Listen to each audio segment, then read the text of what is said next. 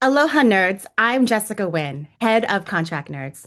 You're about to watch a recorded session from our Contract Nerds webinar series where we break down real-world contract issues with experienced practitioners from across the contracts community. This session was designed to be practical, not theoretical, so whether you're in-house, in legal ops, procurement, or just working closely with contracts, you should walk away with insights you can actually apply. You'll find the presentation slides and any bonus materials mentioned in this session linked in the description below. Let's get into it. All right, let's get started. So, defensive drafting and why you're here today. So, basically, what we're going to talk about is how to be more proactive in our contract drafting so that when there is a dispute, we make the lives of our litigation friends a lot easier. A fun fact, I'm actually married to a lawyer. Did you know that? And my husband is a recovering litigator. And I would love our dinner conversations where he would complain about how a contract had an ambiguous attorney's fees clause, and he had to argue whether or not his client could recover the attorney's fees. I was like, oops. And he would tell me what the clause says, and I would be like, uh-oh, because I wrote the attorney's fees clause like that. And I did not make it clear that the prevailing party could recover attorney's fees. I'm so sorry on behalf of all contract nerds. Well, you're in luck, folks, because we have three experienced business litigation experts to teach us here. I know. One of them is kind of LinkedIn famous, a LinkedIn legend, as you may call. So we'll get to introduce introductions shortly. But what are we going to talk about today? Three things. We're going to start off the discussion with a foundation. What is defensive drafting, in addition to just being a really nifty alliteration? And what is the value of that foundational discussion of what is defensive drafting? Two, we're going to really nerd out about the specific contract clauses that are essential to the whole concept and framework of defensive drafting. And then last, we're going to share real life stories of enforceable contract litigation provisions in action from these actual litigators. I just write the contract, so I'm also going to be learning as well, just with all of you. And I'm just your host. So let's actually kick it off with meeting your business litigation experts today and who you're going to learn from. Awesome. So, do you want me to kick it off? Yeah. All I right. appreciate We appreciate it. All right, Matt, can you introduce? I would love to hear. Actually, I have a whole intro for you, but I want to hear how you would introduce yourself. That's scary. Good. Also, as an aside, I'm also married to an attorney who we both started as litigators, and I've been in that situation, and it is frightening. I'm like, yeah, yeah, for sure. And then I'm like, wait a minute, no, I didn't. I made that mistake. Anyways, hey everybody, I'm Matt Margolis. I am the managing partner of my firm Margolis PLLC. We are a small high-end boutique down in Florida, but we have a national presence. I am obnoxious on the internet, I think is the best way to put it. I think Oh, you're it's not. I'm fun on the internet. I think so. My background stems from litigation and getting my butt kicked in court to contract drafting, deal work, what have you, where I get my butt kicked in the deal room. So I'm excited to talk on this topic. It is near and dear to my heart, and you'll see why, because I've got a lot of frightening war stories on this. But that's me. Yeah. Do I popcorn it over to, or No, actually, I want to hear your, yeah. no. Okay. So, folks, if you're not already following Matt, and I don't know who isn't, please follow Matt on LinkedIn, on X, and other social media platforms. I'm not cool enough to do TikToks. You might even be on TikTok. My husband works in cybercrime, so he doesn't allow me to get on TikTok. All right, next, Samantha Everett, lead counsel litigation investigations here at Docusign. Who's Samantha? Samantha has successfully defended companies across diverse industries and a broad spectrum of litigation matters. She has um, litigated many types of contract disputes, licensing arrangements, commercial agreements, employment agreements, you name it, she's done it. We are so lucky to have her here to educate us contract nerds. Hi, Samantha. How are you doing? Hey, good. Thanks so much for that introduction. Really happy to be here. You're such a rock star, and I know that our entire DocuSign legal team is so appreciative to have you on our team. All right. Next, and last but not least, we have David Ehrlich, Vice President and Chief Legal Officer of Coastal Construction Company. David is Practices focus on contract review and negotiation. But as you can imagine, in the construction industry, there's quite a bit of litigation. David is not just a CLO, he is an award-winning CLO. In 2022, David was named a top corporate counsel by the Tampa Bay Business Journal. How's that? Huh? And he was inducted as a fellow into the Construction Lawyers Society of America. I don't even know what that is, but that sounds real fancy. David, how are you doing? I'm doing good. I Appreciate you having us, and I too crack up all the time at Matt's shorts that get me through the day. yeah, it's Matt's Law. Is that your URL? Yeah, that's right. But I'm here. I'm here today. Oh, I'm going to tell jokes. So, like, I'm not even going to hide it. So we'll jump into it. All right, we'll kick it off, Matt. Off to All you. right. This is my favorite topic of all time. I've talked about this on a few occasions, mostly screaming into a pillow about it because defensive drafting. So when we talk about contracts, defensive drafting does sound like this fun alliteration, but what it really means is you're not taking this traditional approach to deal work where you're like, all right, like I'm going to give this, you're going to give this. You're coming in from the perspective of this deal might bite me in the ass one day. Like this may be a problem. So the way I approach it and the way some of us are approaching it, especially with this litigation background, is certain provisions and certain aspects of these contracts are non-negotiables. And the way we approach it is with the idea of, I think this may litigate. I think this may result in a problem. How is it going to look at that point? And how do I want to be in that situation? How do I want to handle it at that situation? How do I control the game board, right? As in game of chess. Now, there's three foundational principles, okay? Proactive risk assessment. That's kind of what I'm just saying. I want to map out all my scenarios. Again, screaming into the pillow. I know this is going to happen. Strategic integration, and I want to make sure everything works, right? A common issue, and we're going to talk about it, is ambiguity or conflicting provisions, and making sure that when this happens, almost like dominoes, I know exactly where it's going to go and how it's going to go in that direction. And then enforcement reality, which all the time, I think this is probably one of everyone's problem. It's like, oh, this is like this great, awesome provision, this bespoke provision I created. Does it work in Georgia? Does it work in California? Does it work in Colorado? I don't know, probably not. So that's another component of it. We can go to the next slide. Next slide. Business case. Okay, so here's the reality of it, right? And I think some of our clients may not love this, but we need to spend that extra 10, 15 hours really doing these things. I think that's a rough amount. Maybe it's more, maybe it's less. Compared to defense costs or prosecution costs, which I'm not cheap. Attorneys are, no one on this panel is cheap. So attorney costs are expensive. So it's honestly understanding the return on investment from being proactive in your defensive drafting. Again, that's kind of your upfront investment. I cannot stress enough how expensive lawyers are. So it kind of, again, goes back to these avoided costs. And then the strategic value, right? Mm-hmm. Understanding and having these provisions in place and understanding, again, the dominoes, like where the dominoes lead to, has a level of strategic value that is incalculable, right? Like I know for a fact we're going to litigate in this jurisdiction. I have orders that agree with my contract language, that agree it's enforceable, that agree that I can do these things or I could seek these costs, and that's worth its weight in gold. So that's the business case for defensive drafting. We could go to the next one. Sold. That's that was easy. I'm sold. All right, folks, we are running a quick poll. When I first saw this outline, I was like, what's defensive drafting? And I have drafted thousands of contracts over my 20-year legal career. So, folks, have you even heard of the concept of defensive drafting? It's okay if you don't know. The poll results are anonymous. So that's a quick poll here. Actually, most of you are better than Jessica, the head of contract nerds, and you are more in the Matt realm of actually thinking proactively about defensive drafting. Good for you. It's a good thing now. Yeah. These are the people that are waking up at like 3 a.m, remembering that they have a court deadline that doesn't actually exist. You're my people, and I appreciate that. Oh, I think a lot of us are like that. It's a professional hazard. Anxiety.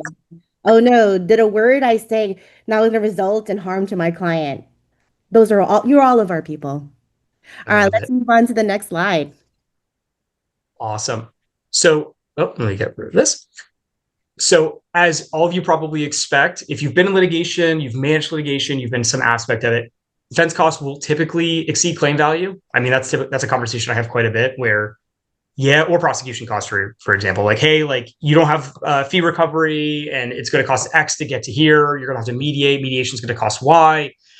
It results in a problem. So getting, again, this defensive drafting of getting yourself in the position where this comes up and you can mitigate those costs, or at least try to contractually mitigate those costs, incredibly valuable. The other things we're going to talk about today, obviously, is going to be in the realm of class action exposure, as well as like class or mass arbitration exposure. That's a hot topic right now. Mitigating that risk as well is invaluable because class actions are frightening. Mass arbitrations are frightening. Again, wake up at 3 o'clock in the morning over this one. I don't know why, because that's not a concern I really have, but I'm just going to do it anyways. Mass arbitration. So, okay, noted. Yeah. That's it. It's like that and like spiders are like my two big fears. Apparently. So we'll go to the next slide. Next slide. My favorite topic. David's going to take this one, but I have some thoughts. This is every lawyer's favorite topic, right? The word comes out and everyone on the business side cringes, So we're just going to kick off with it. Indemnification. So I think most people in this nerd group probably understand the function already, but essentially it's shifting the financial responsibility for specified risks to the party best positioned to manage them. And I think that's always what we say, but is that what's contracted? Is that the acceptable market position of whatever industry you're in? And I'll start off with the construction joke and get that out of the way. Is, for better or for worse, I'm in one of the most litigious industries out there with some big dollars at play. And so we always joke, it's not if, it's when there's a claim on a construction project. And so we're very much focused at that front end alignment, really for a lot of things that Matt said, of ensuring that we're eliminating the ambiguity, and just being as transparent as possible with our clients, so that we all know what we're getting into, and then we're not looking back on it having to spend all those attorney's fees and costs to unwind it. And that brings us to indemnity. And so indemnity is generally considered a third-party claim position with respect to those third-party claims which are made against the contracting party, the upstream party, which is then, we'll talk about defense in a second, defended and indemnified by the downstream contracting party. And this can be done, there could be mutual indemnity obligations, and those can have different standards as well, depending upon your market. In the construction market, I'm not so lucky. It's usually a unilateral indemnity obligation upstream. So from the general contractor to the owner, and from the subs to the general contractor. And so just going through the key elements of an indemnity provision, we have here first clear triggers. What events activate indemnity and those obligations? I think the biggest important thing to look at here is a fault-based trigger. And so you want those words of negligence, omissions, faults, right? It's you don't want any act, right? I hate that any act trigger, where even if you're doing everything compliant with the contractual obligations, you still owe an indemnity obligation to the owner or upstream, whatever your client is. Define scope, what losses are covered. So this is where we start talking about insurance and the dovetailing of what falls under insured obligations, where can you risk shifts, what indemnity scope is within your control, fully within your control, what's not, right? Where is that risk best positioned? And so something that we try to do in the construction industry, and I think all of us try to do in whatever market we have, is if you can provide and limit that scope to insurable risks, for example, that's a great win, because at least you have a shifted product that's been purchased. The client, the upstream party, should get the benefit of that purchase. And so that's a great win. And that also dovetails with defense obligations too, depending upon the insurance product, of whether defense costs are covered or not. But something I don't like in the defined scope to reverse course is any breach. So any breach of the contractual obligations, right? And I think at its core, we all know indemnity is not intended to be that, right? It's a third party, not a first party type protection. And the proper remedy for that is breach of contract. And so I always challenge the opposing party is, what are you really concerned about here? What are you trying to protect, right? Because my biggest concern with indemnity, what wakes me up at 3 a.m. at night, is that I get a finger pointed at me And all of a sudden, I need to defend and indemnify a party for something that may not even be my fault. And so I think it's really important to get to some type of adjudicated result or similar, depending upon what binding dispute resolution form you're in, to make sure that you're properly indemnifying that party when you absolutely should be. And that goes to the front end due diligence we're talking about, defining that scope. And then reasonable limits, caps and basket courts will enforce. So this bleeds down. We talk about drafting considerations, which we're kind of touching on as we go, but the state-specific enforceability requirements. The majority of jurisdictions have anti-indemnity statutes, which you need to understand while you're contracting to ensure they're enforceable. And just speaking from the state I have the most knowledge of in Florida is we have to have a reasonable cap for construction, and we have to tie that to commercially reasonable limits. They have to be incorporated within the specs and the contract docs to ensure it's enforceable. And for public projects, it's different than private projects. So just understanding on the commercial contract side or the more bespoke areas of practice like construction of what is going to be required of you is super important. So we can move on to the next slide, which just to wrap all these things together, we're talking about indemnity, defense, and then we'll talk about on the next slide, hold harmless. And I think all of us wrap these things up into, or at least some of us do, right? I'll speak out of some fault and taking, like Jessica says, we all make mistakes. It is just assuming that one covers them all, and they're obviously all in distinct and separate obligations. And so defense is probably the most important one to call out here because courts in multiple jurisdictions have found that the defense obligations need to be distinct and separate in the contract, body in the provisions. And so the best drafting practice here is to have a separate and distinct provision obligating the defense obligations from the indemnity obligations. And likewise with hold harmless, although defense is probably the most important to keep this in mind when it comes to looking at the case law and understanding how this is applied. And while I'm on that thought really quick is that I think the more, probably a lot of us on this call are more transactionally based. I think we're all contract nerds, so that's usually where our interest and our skills lie. But people like Matt, for example, and I was in litigation. I'm probably still a recovering litigator, Jessica, like your husband. You never leave it as much as you try. But understanding the case law, staying abreast of the case law, understanding your area of practice, how it's applied, because those examples, the why, right, and able to negotiate these provisions with your counterparty, that's really what drives it home. If you can say this is why I'm concerned and there's a real reason here, it's not just made up, that's super important. And so this is one that you can easily do that. You can pull case law from relevant jurisdiction and say, this is why I need a separate and distinct defense obligation. And so clear triggers here very much are the same with respect to what we talked about with indemnity. The key with this, though, is generally defense obligations will arise before your indemnity obligations would with respect to just timing and when those costs are outlaid, because your defense costs will almost kick in immediately. And so some of these things that we talked about earlier, dovetailing with insurance, for example, general liability insurance will generally kick in and cover those defense costs. Other products like products liability, professional liability, that's going to be a self-insured retention, and you're paying some of those costs up front. So you may not be able to shift all this to insurance. And the cost here is substantial, as Matt said. So these are all key considerations. So when we're looking at this too, we're talking about who pays when, we're talking about cooperation requirements, we're talking about reasonable choice of counsel. I think all of us have seen that, First of all, are you including that within your drafting? Are you saying a party can reasonably choose who that counsel is, and you're giving that other party that authority to do so? Or do you get to control that? So just figuring out who gets to control that selection of counsel. Is there a joint defense there potentially? Are they going to be separate and independent counsel? Are there going to be cost limitations? I've seen even like reasonable and parentheticals up to X per hour, right? To try to put some objective limits to what is that and trying to hone that in, because I think this is ripe for dispute when a claim is tendered and said, hey, defend me, right? That demand is placed. What, how, with who, when, these are all things that you can get ahead of. And I think, Matt, you were sharing a story of just the insane defense costs that came up in a dispute at one point that you've had. Unbelievable. It was, there was no indemnification procedure in place. So it was effectively like, I'm going to pick the lawyer. I think it was just choice of counsel. And it was a very vague, quick sentence. And the counterparty hired I'd love to say the name of the firm. I'm not going to say the name of the firm, but I'd Don't love say to. the name of the firm. Yeah, Don't do I would it. love. I know. I'll hold it. Okay. But it was an outrageous amount of money, and it outweighed the claim. It like completely outpaced the claim.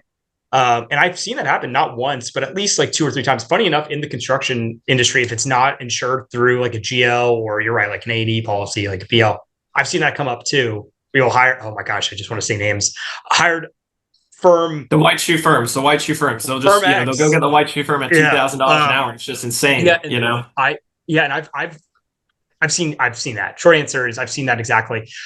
You sometimes also see that with like choice of counsel and insurance policies, where a carrier doesn't have choice and a firm goes wild. But yeah, absolutely, I've seen it and it's frightening. Yeah.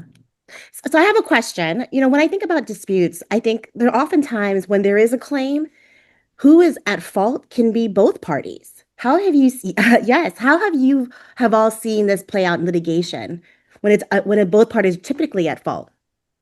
How does That's a indemnity? really good point. Yeah. So, and I skimmed over that with the indemnity conversation, but there are essentially three different styles of drafting an indemnity provision, and so you can have a limited, intermediate, or broad form of indemnity, which essentially escalates from to the extent where there's proportionate calculation of liability and respective obligations, defense, indemnity, et cetera.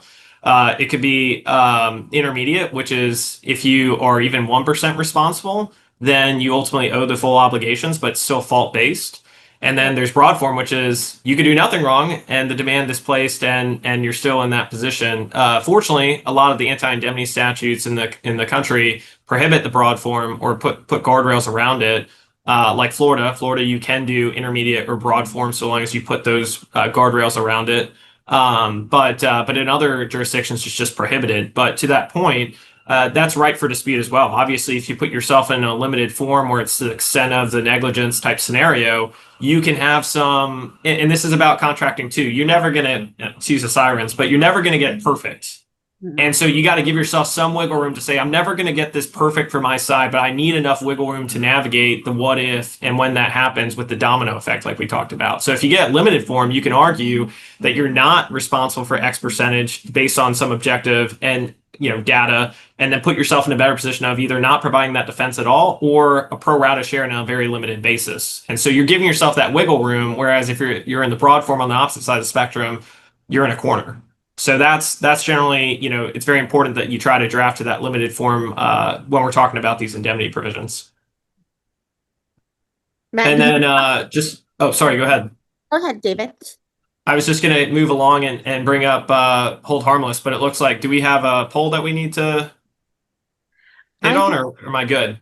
No, we actually ran a poll, David, Okay. and it's like um I one of the things that has come up when I in my contract career is that I don't always see our defense expressly called out in indemnity language, and I'll add it back in, and opposing counsel will be like, it's not needed, it's implied.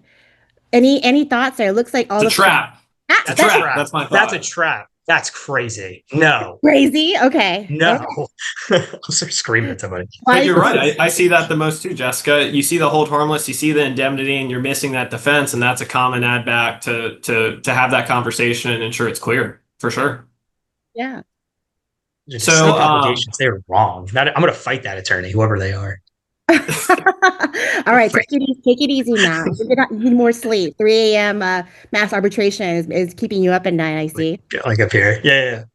All right, well, it looks like And, the majority of the nerds here all agree that we should expressly call out defense and hold harmless obligations. and even draft into a separate provision to ensure those obligations are independently made clear where necessary. Certainly the defense, but moving from defense to hold harmless on the next slide. Now we're really talking about first party type liability, and so this is really important to understand. I think a lot of people miss this. A lot of people assume indemnity is respect to third party claims, hold harmless is with respect to first party claims. I think that's a trap as well. Something that we're very diligent about in our practice is ensuring that we're clarifying the indemnity obligations applied to the third party claims. And certainly hold harmless speaks for itself with respect to the first party. But we go a step further. We want to clarify too, and I think this is something that's generally overlooked with contracting practice, that we either put unaffiliated third party claims, or we say third parties, which are not the included indemnities, where the affiliated nature is picked up within the preceding definition. And I think that it's important to do that because if you don't clarify that, first of all, your jurisdiction may not imply that third party nature. But even if it does, you could technically have, in the construction world, I deal with this all the time. There's a special purpose entity I'm contracting with a web of parent companies up above. And so theoretically, that parent company can make a claim against the contracting party I'm dealing with. And then ultimately, I'm still required to indemnify and defend that SPE, that special purpose entity, from its parent company. And so I want to make very clear that there's no gamesmanship on trying to this third party nature. It has to be a true arm's length third party nature. And this can also dovetail, we're going to talk about consequential damages, but one of the common carve outs you see in a CD waiver or throughout your agreement may be indemnity obligations. And so that may be another roundabout if you're not clarifying the third party nature of the indemnity obligations, where you're really picking up first party damages in the indemnity, even not intended to. And I tell you all that background because with respect to the hold harmless, this is the first party liability we're dealing with, and that's it, right? Ultimately, if I'm going to hold someone harmless, then I'm releasing my liability with respect to certain, the breadth of whatever claims I'm releasing and holding them harmless from.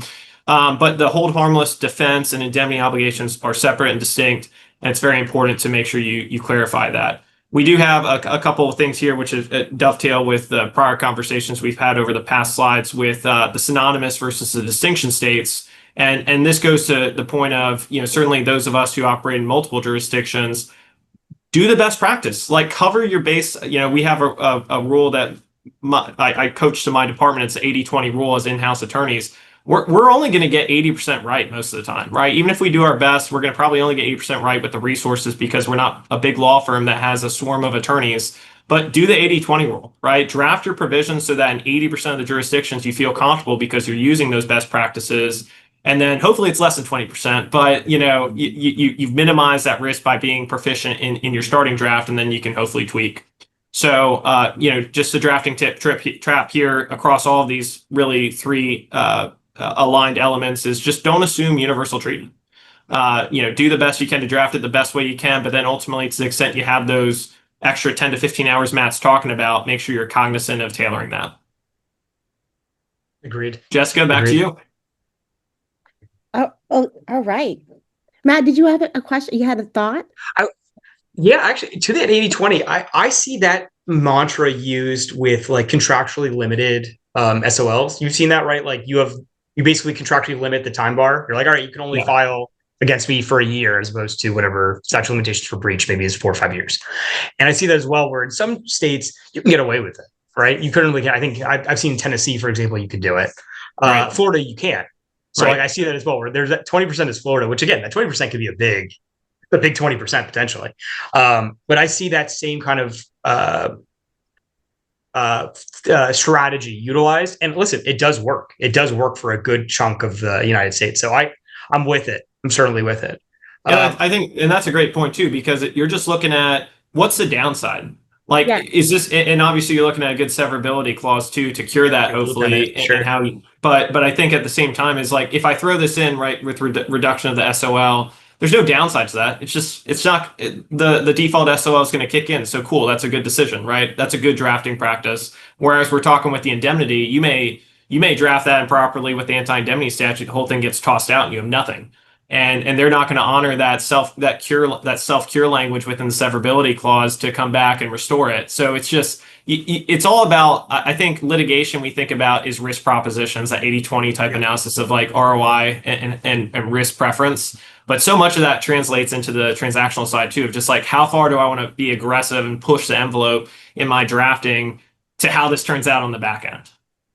Agreed. I think scalability comes into play there too. If if you have thousands and thousands of contracts you're trying to draft, you're only going to get 80% right. Right. And so you make that decision that, it's worth it to risk that 20%, whatever it may be, in order to get the value of the scalability of it.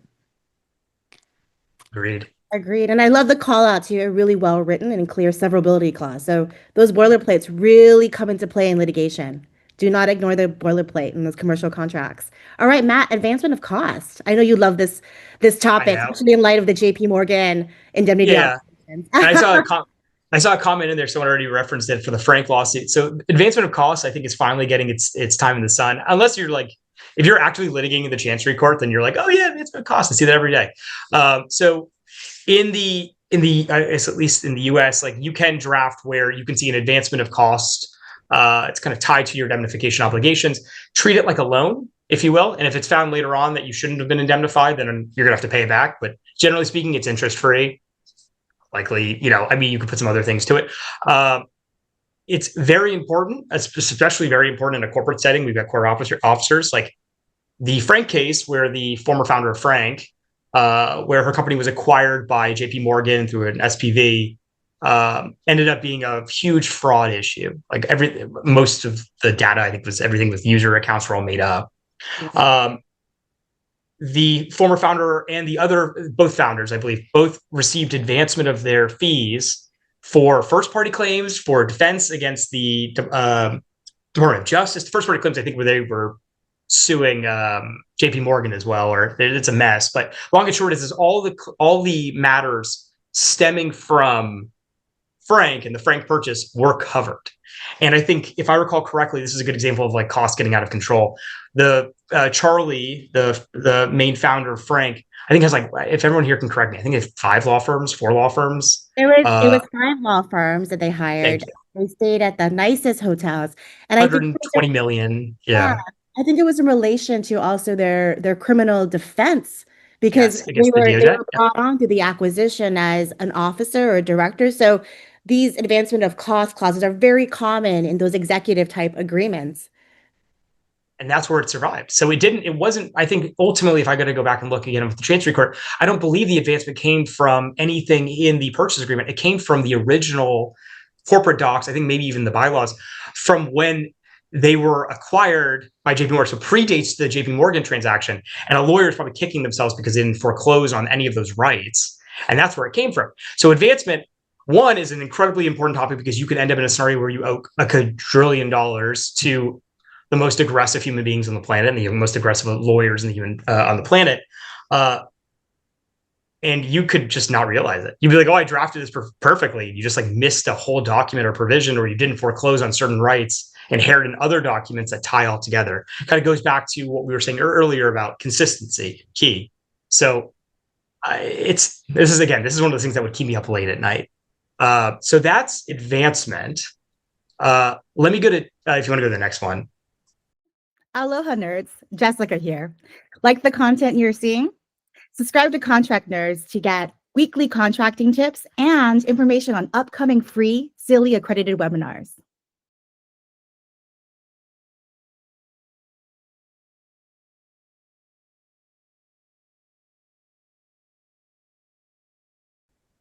This is my favorite topic. And the reason why it's my favorite topic is because I got called out in 3 meetings over a joke I made on the internet about this. So choice of venue. Choice of venue, obviously you're going to want in your home jurisdiction or whatever jurisdiction is most favorable to you. I've made the joke on the internet that I pick Hawaii because it would be nice. And I've been in multiple meetings. I grew up there. It's very lovely. I would love to. I would love to litigate just in Hawaii if I could. I don't know how the courts are. I'm sure the courts are great, but like if I could just that would be fantastic. So that's the joke I make on the internet, is technically like I could pick Hawaii as my jurisdiction. There's probably some personal jurisdiction questions relating to that, but that's the joke I like to make, is if I could choose venue, I'm choosing Hawaii. So choice of venue is incredibly important for a number of reasons. Obviously, you want to be in your home jurisdiction. You want consistency. You want a court that again, you kind of want that home rule, right? Now, oftentimes this goes back to the deal maker as opposed to the litigator. Deal maker, you're going to have folks fighting you on your venue, right? I'm going to be choosing Florida or wherever it may be. Someone may be choosing California. We may pick neutral jurisdictions that make sense for all parties, right? And maybe you have done your research and you're like, I don't know why you like the Chancery Court for this, but maybe you like the Chancery Court for this, or you like New York State Court. I don't know if anyone likes New York State Court. If you pick a jurisdiction that you believe would make the most sense for your types of claims, you pick those out, right? Now, sometimes, and this is a strategy that I've employed, sometimes you keep venue silent and you handle it from there. Now, it depends on the type of contracts. Like if you're dealing with parties that in theory could be, technically you could file anywhere, right? Like a tech company may do work in 50 states. and there's at least a tie to all 50 states, that's great. Sometimes you have an argument that, hey, I don't have personal jurisdiction in this location. It's not going to make sense. But sometimes you make the deal of going silent on venue. That's a risk. That's certainly a risk. And from a defensive drafting standpoint, you may not like it. You're like, well, I'm kind of rolling the dice, and do I end up in California or not? So a lot of conversations on that point. Very important to find the court and the jurisdiction that makes the most sense. Obviously, also from a cost perspective, litigating in California compared to Florida is going to be more expensive. Attorneys are more expensive. We've got a poll question in contracts. I'm sorry, go for it.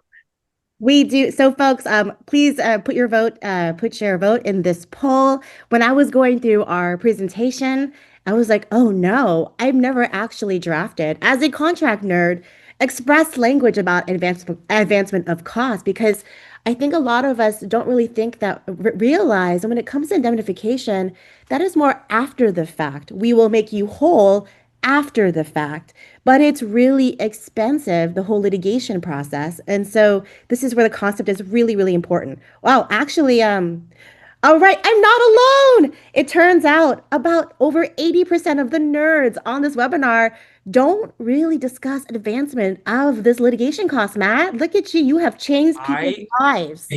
So fair. My startup attorney is showing. So where I've seen it even recently is venture round indemnification agreement required by the investor. In the indemnification agreement, it has advancement of costs. That's a good example of where I see it quite a bit. Again, in a corporate setting, it's much more common. Chancery Court loves to just grant it, actually, but loves to see it. So I totally get it. If you haven't seen it, I've actually seen variations of it where people don't even appreciate its advancement. Fairly recently, I had the party can, if defense costs are not like overtaken by the party, like the party to indemnify, the party who had to defend the other party, the party to be indemnified or to be defended can take those costs from like an invoice. Yeah. So I said, that's fine. The court has to determine actually, though, if I actually have to defend you. So let's just treat it as advancement. So if a court determines that I didn't have to defend you, I want the money back. Oh, wow. And I got that included. So, sometimes you get advancement, you don't even realize it. We can go to the next slide. This is my real favorite, is choice of law. I don't know if I'm going to pick Hawaii law just because I don't know it well. So maybe one day I will. Generally, choice of law is incredibly important because one, this determines what is ultimately enforceable, what is not enforceable, what shapes the contractual language you're utilizing. People generally will choose, again, we'll start with your home jurisdiction. You understand it. It makes sense. But chances are, if you're like a global company, a national company, that's not going to always be the case, unless you're like Microsoft, and then you could choose Washington law, and then that's kind of the reality of it. But most of the time, we don't have that luxury, right? So you sometimes will make deals on choice of law. And if you're going to make deals on choice of law, you need to understand what makes sense. What do we typically pick? A common jurisdiction is obviously Delaware. New York is the commercial capital of the world. That's a lie. Commercial capital of the United States. I'm sorry for everyone outside of the United States. Well, it used to be. We'll see what happens in the future. Fair. Some people, I've seen people now pick, even with venue, I've seen Texas recently because of the business courts that they've just created. Wyoming, unfortunately. I only say that because it's hard to find a litigator in Wyoming. Shout out if you are in the chat. But for choice of law, I'm very careful on choice of law. You would never go silent. I never go silent on choice of law. And that's where the fights are. Because again, if I'm in let's use the scenario of venue in Florida, but choice of law is California. I now have a Florida court interpreting California law, or whatever I just said, whatever the flip was. Scary. I have a court. That's what keeps me up at 3 a.m. See, that's the scary part is you have a court, especially Florida. You have a Florida court interpreting California law. Bless your heart. Like, that's not a fun time to be in it for anybody. And that's where you have these inconsistent results that kind of throws off your defensive drafting. And that's where you get more fees and more headache, right? Because it's just, in that scenario, you may need a Florida local counsel and a California attorney to help with the interpretation of California law. And that's expensive. And that sucks. Okay, so the consistency of law and venue are important. Okay, I have to bring this up because there's this concept now of Dexit. A lot of companies are evaluating exiting of Delaware as their state of incorporation. Sure. Because a little thing called Elon Musk and Twitter litigation and how the Delaware court ruled on his comp package, it's no longer viewed as was that the right decision and is that the right state to be incorporated? Any thoughts there? Yeah, this is getting recorded, so someone's gonna fight me on Twitter over this Piece of later. fireworks. Yeah. Yeah, they're gonna like pull it up. So I, as a, I Wait, know I keep for some reason I've had so much coffee, everyone watching, so like I'm like this weird fighting mood. So I have seen folks leave Delaware, so re-domicile in another state. Generally, I'm seeing Wyoming, Texas, sometimes Nevada. I actually haven't seen most, but I think that's where Twitter ended up, was Nevada, maybe, or at least that was contemplated. I think, yeah, Texas. So I still think Delaware is fine. I think at a certain level, like a Twitter, where you're considering, like, you have tender offer issues and you've got comp package issues, maybe. I still think Delaware is fine. My issue I've had is in certain jurisdictions, I haven't tested it out. Like Wyoming, I see is very common because of privacy and it's very business friendly. I don't think there's an income tax. Again, I had a dispute there once. There was like 8 attorneys I could pick from because everyone had a conflict. Okay. So I'm still a pro Delaware. I'm open to other jurisdictions, maybe Texas, but I still put up my Delaware flag. Samantha, I know you have thoughts here, especially from an employment law perspective, as you've litigated venue and choice of law in many different disputes. Yeah, sure. So I think, Delaware has always, even prior to the Elon Musk issues, has been complicated and a little bit archaic. They have really, really strict protectionist rules. So you always have to have Delaware counsel, et cetera. So it's never been, easy or necessarily more efficient. But they do the trade-off is they do have that expertise. They do have the schemes all set up for executive compensation and different issues with boards of directors and things like that. So, I mean, it's just a trade-off. I can see why people would want to consider other states, but I think that you really have to think about, 4 or 5 steps down the road, 4 or 5 years down the road, what kind of issues are you going to run into, and will this new form actually be able to sufficiently address those? So, again, I can see why you want to, but at the same time, it's pretty risky. All right. Agreed. Should we move on to the next slide? All right, Samantha. Okay, let's turn to ADR clauses. So this is really tailored for our US-based contract nerds, although I'm thrilled to see how many international people we have. That's amazing. But so in the US, this is a humongous issue. The core function of an ADR provision is really simple. We steer disputes out of public courts and into negotiation, mediation, arbitration. When drafted well, these clauses can deliver privacy, speed, specialized decision makers, and often, though not always, lower total costs over the life of the dispute. So to make that concrete, you can consider a mid-market SaaS vendor facing a customer claim. In court, you might be stuck with the public docket, broad discovery, a judge unfamiliar with service level architecture, which we run into all the time in the tech industry. Whereas in arbitration, you can specify a panelist with technology expertise. You can limit discovery to what's proportionate. You can preserve confidentiality around your tech stack and your customer relationships. So it's really generally a better idea there. Another example, in really any industry, you might have strategic supplier relationships, and a stepped ADR clause with you have negotiation, mediation, then arbitration can really work to preserve the working partnerships you may have while also giving you that endpoint if things go sideways. There are trade-offs. So ADR often has a lot of upfront administrative and arbitrator fees that can be higher than your initial court fees are going to be. So you have this potentially steep upfront cost. You do lose the right to a jury trial.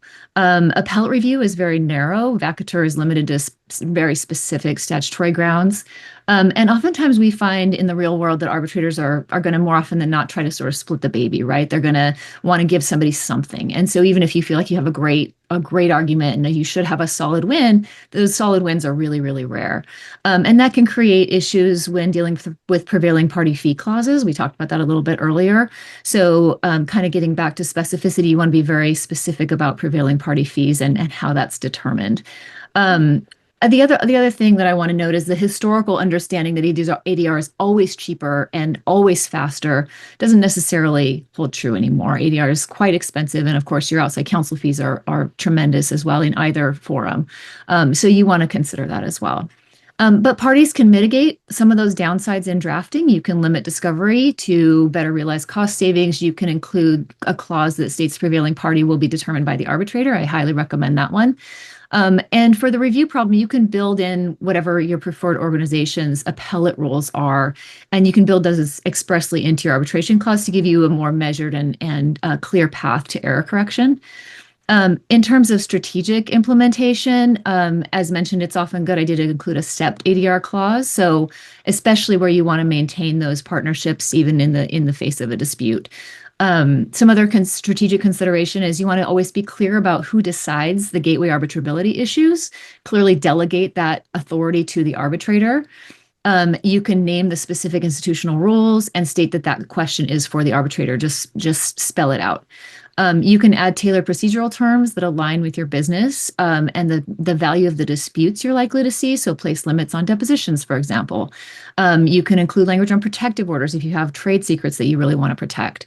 You can provide carve-outs for temporary injunctive relief in court to protect intellectual property and stop misuse while the arbitration proceeds. That's a good example. So let's see. Next slide, please. Wait, can I ask a question? Yeah.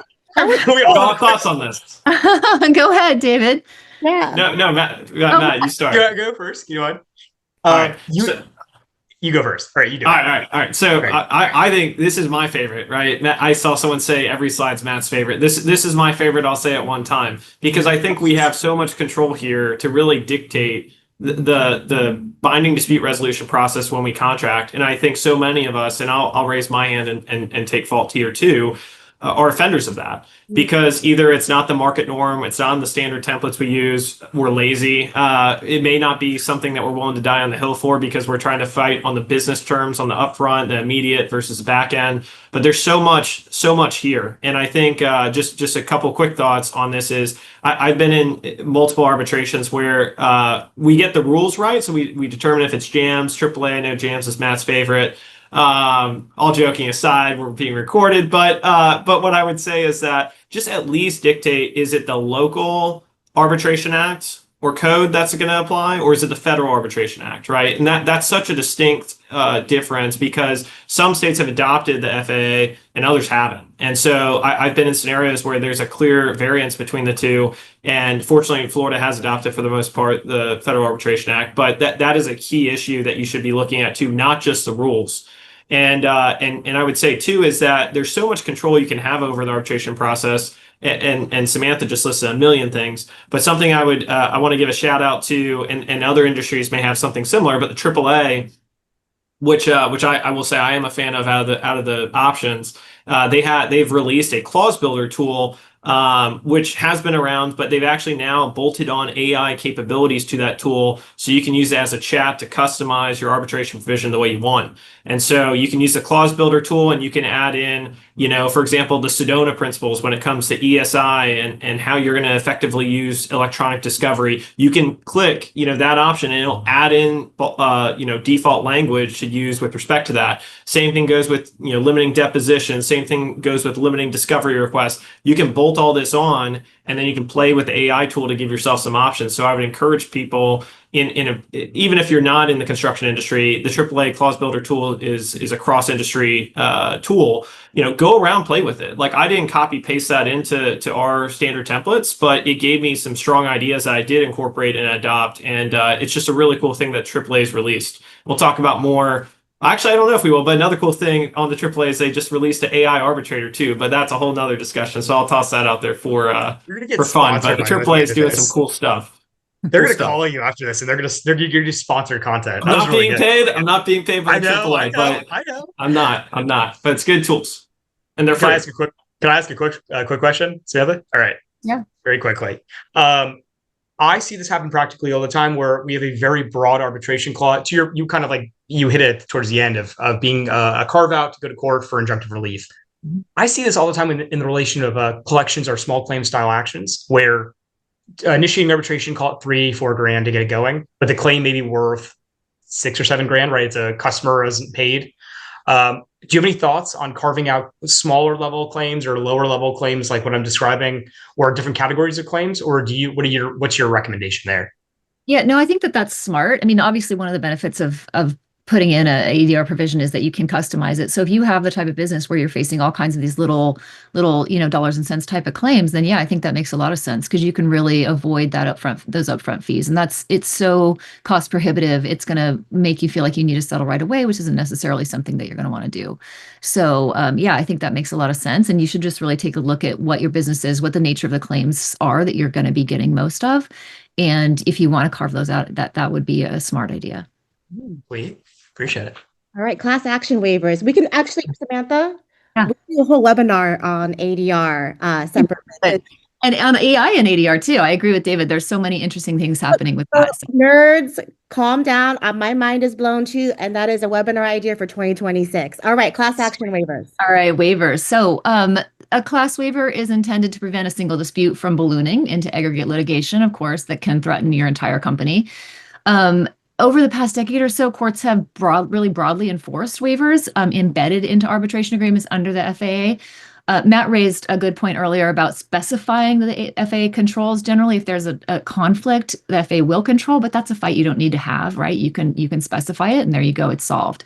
But so in the employment context, for example, the Supreme Court has confirmed that employers can require individualized arbitration. And likewise, the Federal Arbitration Act has been enforced against state law rules that will otherwise mandate aggregate procedures. So it's generally a friendly environment for a class action waiver. Just a note, I practice in California. If you're in California, things can get quite complicated when you've got PAGA claims. So you want to make sure that's not a reason to avoid a class waiver, but just know that it might not offer complete protection, and it's a bit of a complicated scheme, especially when you're dealing with employment stuff and some of the consumer arbitration or class action claims as well. So one drafting trend worth noting is the standalone class action waiver. So that's outside of arbitration. Sometimes you might want to put it separate for some reason. You might not want to have that arbitration clause and just have a class action waiver. That's certainly an option.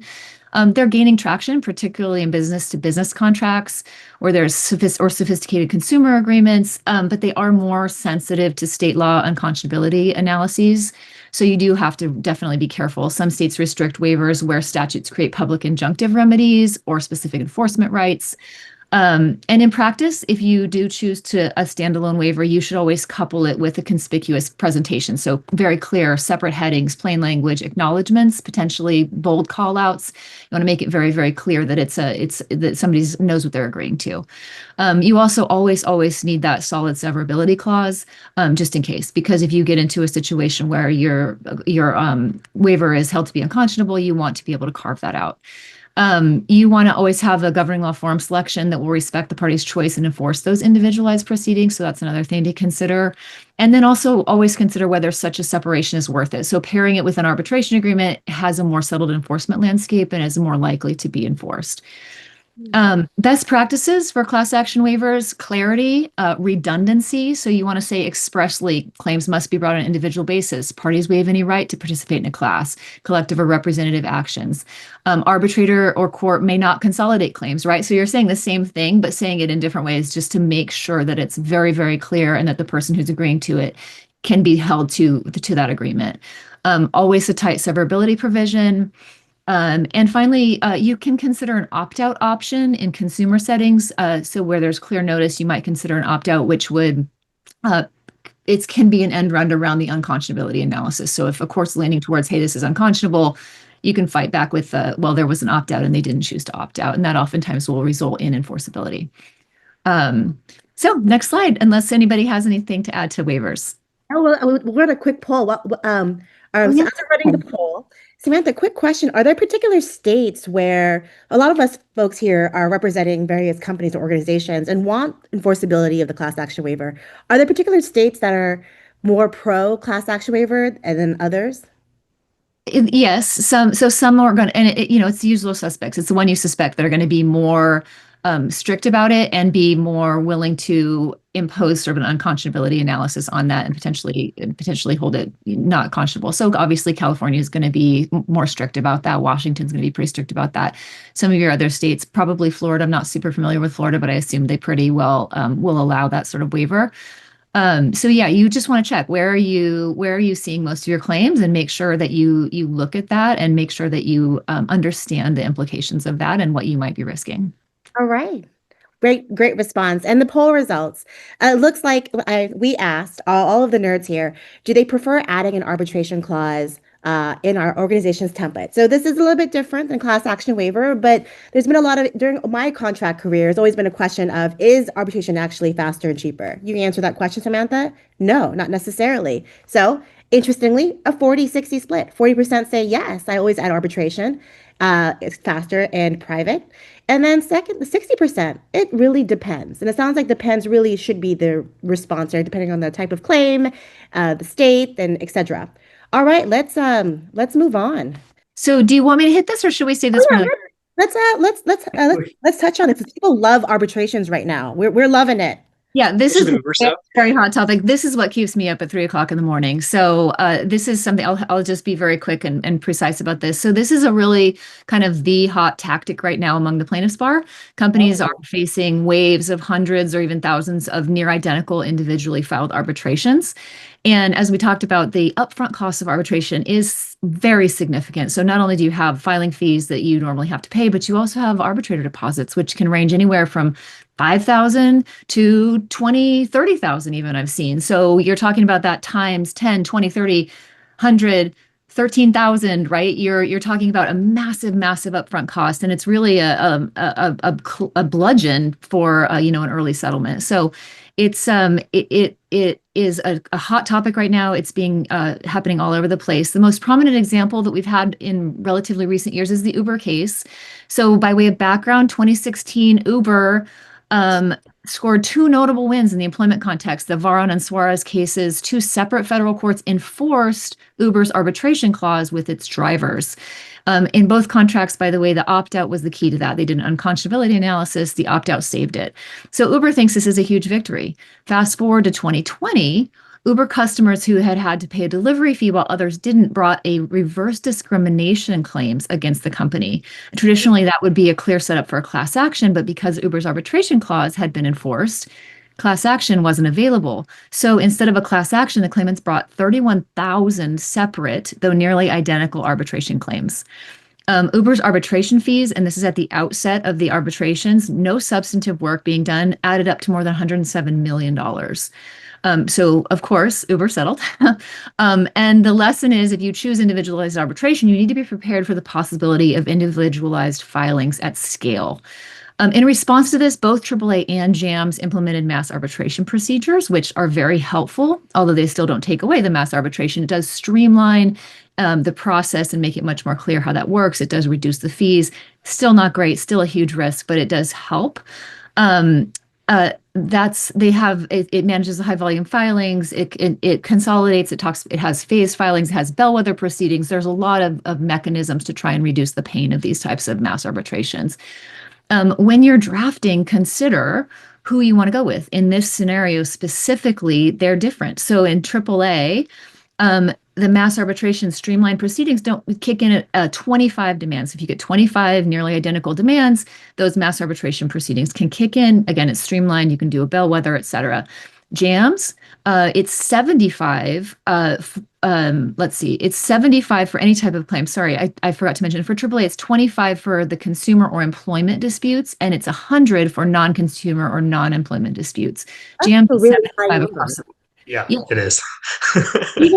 Either way, that's a lot to deal with. So just consider what types of claims are you getting. JAMS may be more favorable if you're getting a lot of those non-consumer, non-employment disputes, because again, AAA is 100.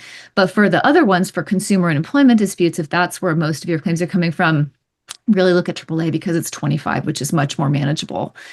So just consider whether that's material to you and whether you want to make your choice based on that.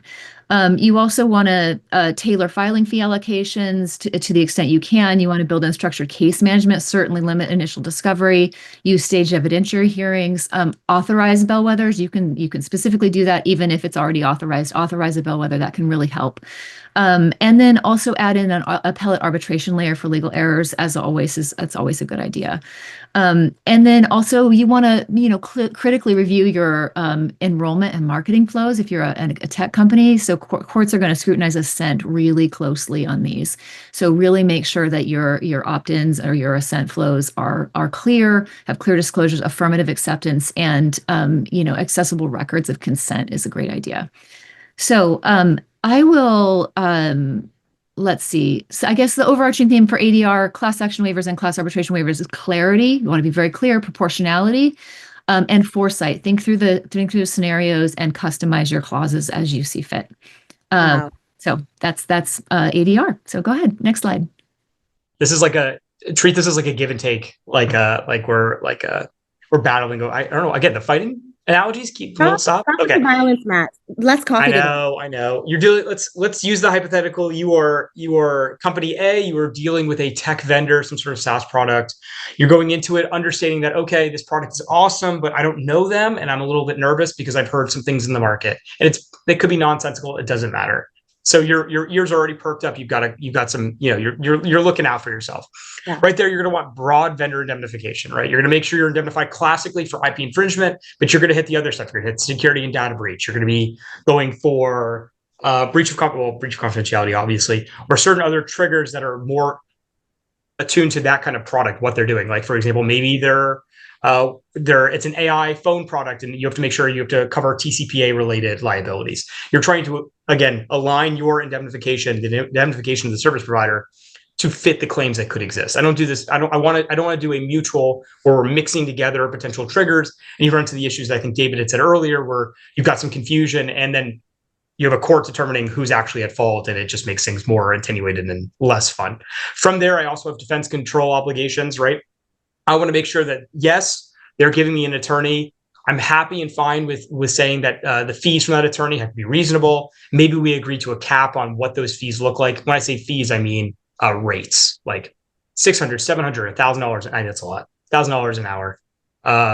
But you're always going to retain settlement authority, right? Let's go back to this TCPA scenario. Those are nasty lawsuits, right? I want to make sure that if we're settling, maybe we're settling for some dollar figure, but it sets a precedent for future TCPA cases. So I want to be very careful, and I want to have control over those things. We're going to go back into a liability cap.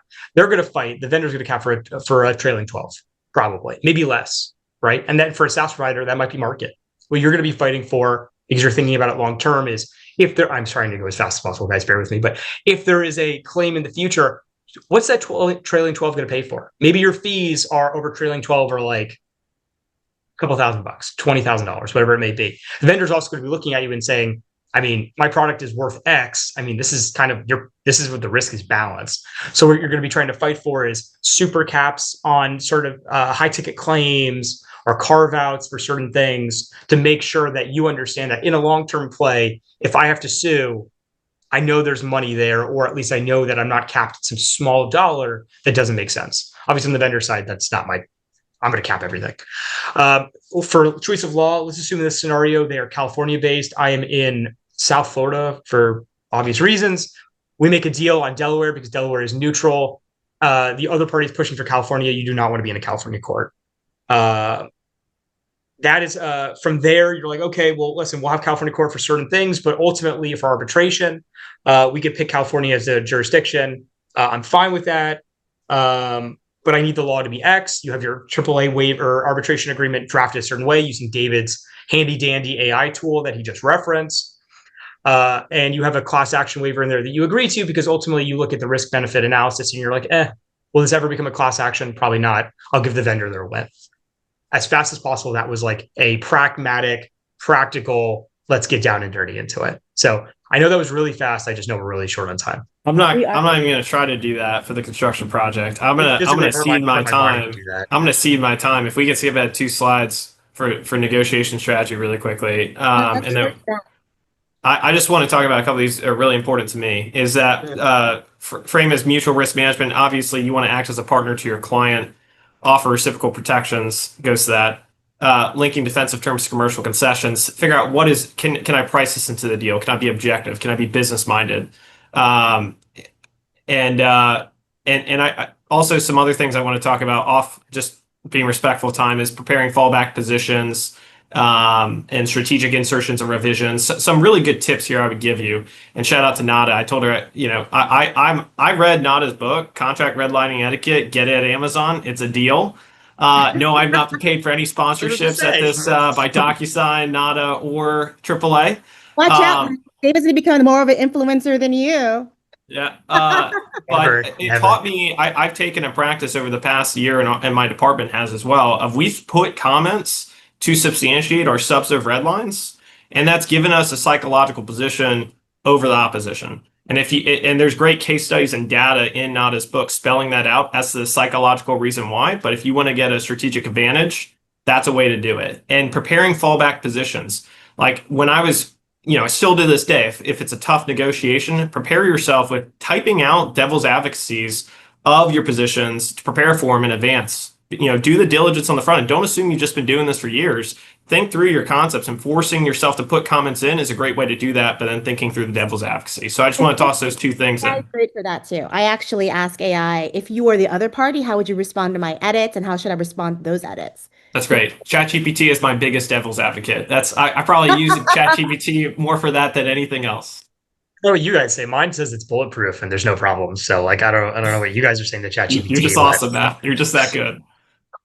Thank you so much, Samantha, Matt, David.